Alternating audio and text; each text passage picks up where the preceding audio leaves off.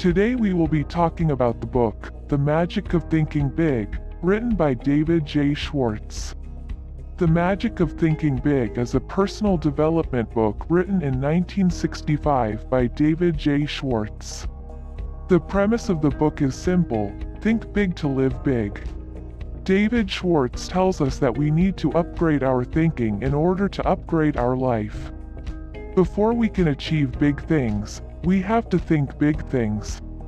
In his eyes, success has very little to do with intelligence, having rich parents, being lucky, or whatever. He claims that success is determined not so much by the size of one's brain as it is by the size of one's thinking. He offers countless strategies to help us upgrade our thinking and become more successful in everything we do.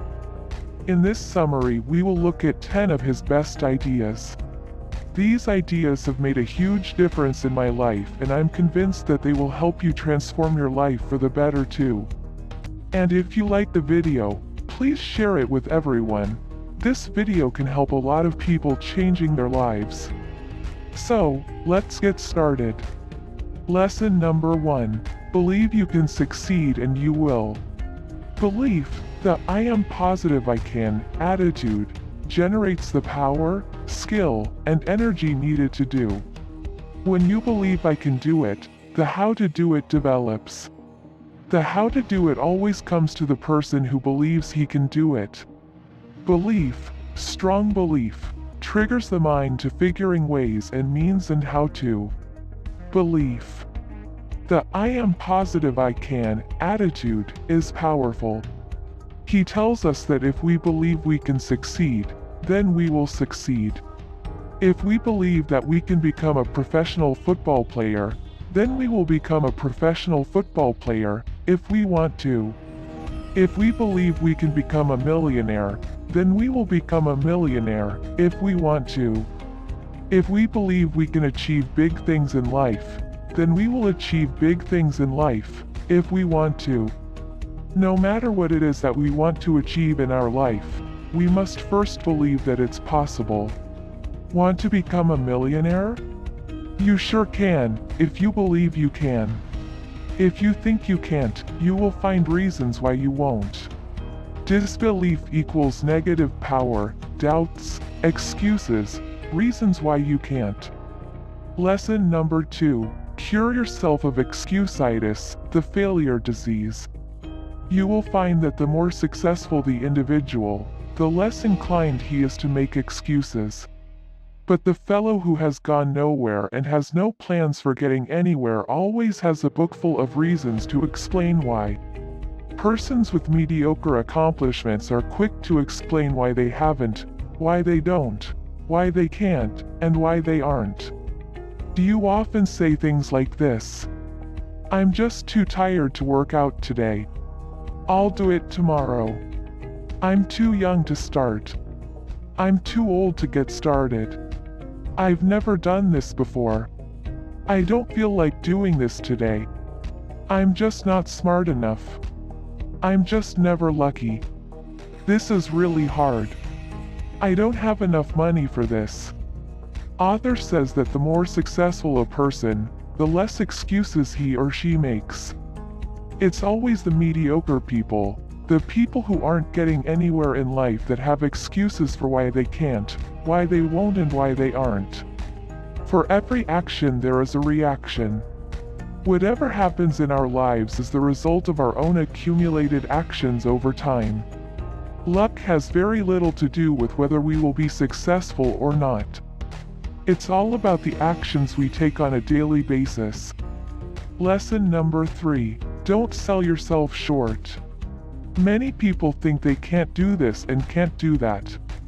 They see themselves as smaller than they are.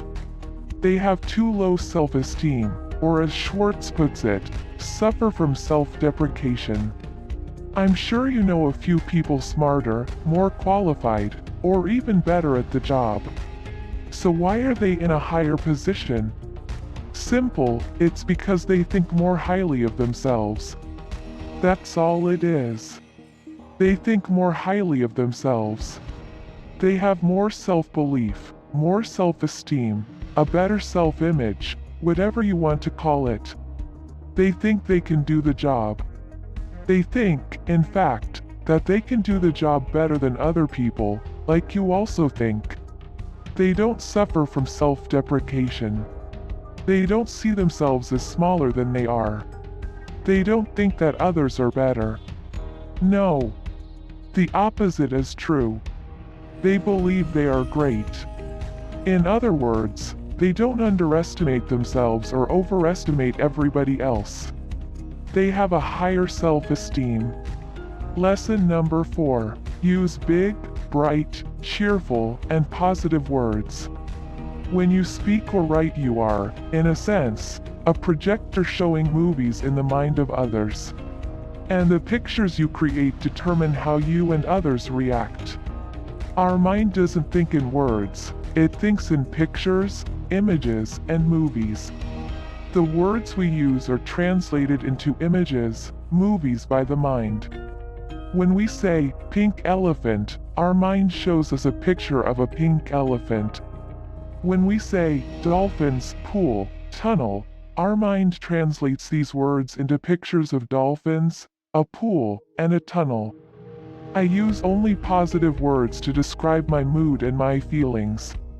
If someone asks me how I'm doing, I don't tell them that I'm tired or not feeling so well. This creates terrible pictures and emotions in my and my friend's mind. Instead, I proudly say that I'm feeling terrific or great. These words will create much more pleasant images and emotions. Third, I use positive words when I'm talking with or about other people. I try to create pleasant pictures about other people. I often use phrases like, "He's an absolute legend," "Such a great lad," "She's super fun." And by the way, I also use these phrases if I speak about the person I'm talking with. "Man, you're really amazing at this." "Wow, you are great. I can really learn a lot from how you do that." These positive words create positive emotions in both my and my friend's brain. Words have a lot of power. Big, bright, cheerful words create positive feelings. Lesson number 5. Look important. It helps you think important. Rule: remember your appearance talks. Be sure it says positive things about you. Never leave home without feeling certain you look like the kind of person you want to be. The well-dressed person's appearance says positive things. It tells people, here is an important person, intelligent, prosperous, and dependable. This man can be looked up to, admired, trusted, he respects himself. The shabby-looking fellow's appearance says negative things. It says, here is a person who isn't doing well. He's careless, inefficient, and unimportant. He's just an average person. He deserves no special consideration. He's used to being pushed around. Think about it, if you look nice, make a genuine and friendly impression, chances are much better that others will approach you. And chances are much better that they will react positively if you approach them. Here comes the real cool part. Your appearance doesn't just affect other people's thinking. Oh no. It will also heavily affect your thinking. Your physical exterior affects your mental interior. How you look on the outside affects how you think and feel on the inside. Lesson number 6. Make your environment work for you, not against you. So, what exactly makes up your environment? It's the people you surround yourself with, the books and news and articles and magazines you read, the videos and movies and TV series you watch. You will become the combined average of the 5 people you hang around the most. You will have the combined attitude, health and income of the 5 people you hang around the most. If you surround yourself with rich people, read books and watch videos on how to get rich, and really change your environment similar to a rich person's environment, then you will take on the rich people's attitudes, beliefs, personality traits, style of talking, etc. And if you do that, then you will become rich too. If you surround yourself with very spiritual people, then you are probably very spiritual too. If you're surrounded by criminals and are brought up in a criminal environment, chances are you'll end up a criminal too. Lesson number 7. Practice conversation generosity. People love talking about themselves. They love telling you how great they are, or how hard their life is, or how unfairly their boss treats them, or how hard they are working and how exhausted they are. It's human nature. We care about ourselves and we want to talk about our life, our problems, our relationships, our goals, our ambitions, etc. Next time you're in a conversation with someone, just ask yourself, who is doing most of the talking? You or your opposite? What are you talking about? Only about your life, your problems, your interests? Or mainly about the other person's life, problems, and interests? If you catch yourself talking too much, slow down and let the other person talk. Lesson number 8. Be an activationist. Be someone who does things. Be a doer, not a don'ter. The successful are active, we'll call them activationists. The just average, the mediocre, the unsuccessful are passive. We'll call them passivationists. Mr. Activationist is a doer. He takes action, gets things done, and follows through on ideas and plans. Mr. Passivationist is a don'ter. He postpones doing things until he has proved he shouldn't or can't do them, or until it's too late. Let's accept that it will never be perfect. It will never be convenient, and we will probably never be 100% certain of success. To get ahead in life, we must learn to take imperfect action. We must start to make things happen and move forward whether we feel like it or not. We must become massive action takers. If we have some goals that we want to achieve, it's important to take action and move towards the accomplishment of those goals. It won't help us to overanalyze, make detailed plans, wait for a perfect opportunity, or prepare ourselves even better. Lesson number 9. Blend persistence with experimentation to guarantee success. Persisting in one way is not a guarantee of victory.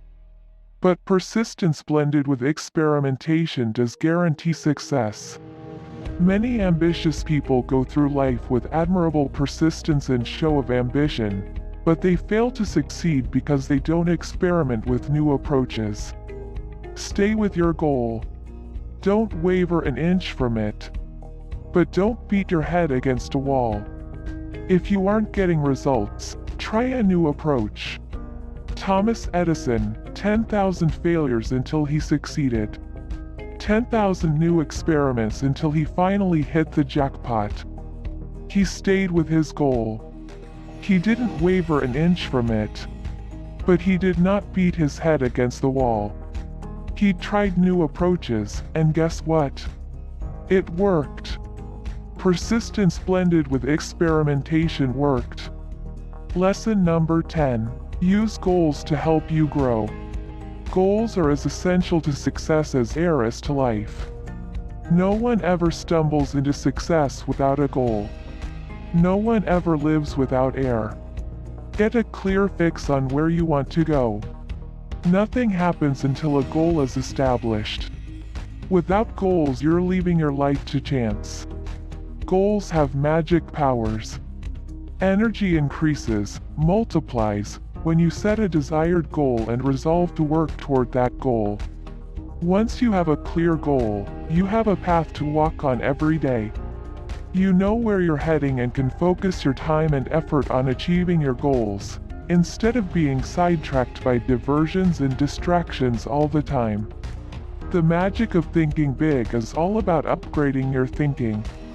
Think big to live big. Think and believe you can succeed, and you will. Positive belief will get you all of the energy, power, and skills needed to succeed. Think and believe you can't succeed and you won't. Negative belief will get you negative power, doubts, excuses, and reasons why you won't succeed.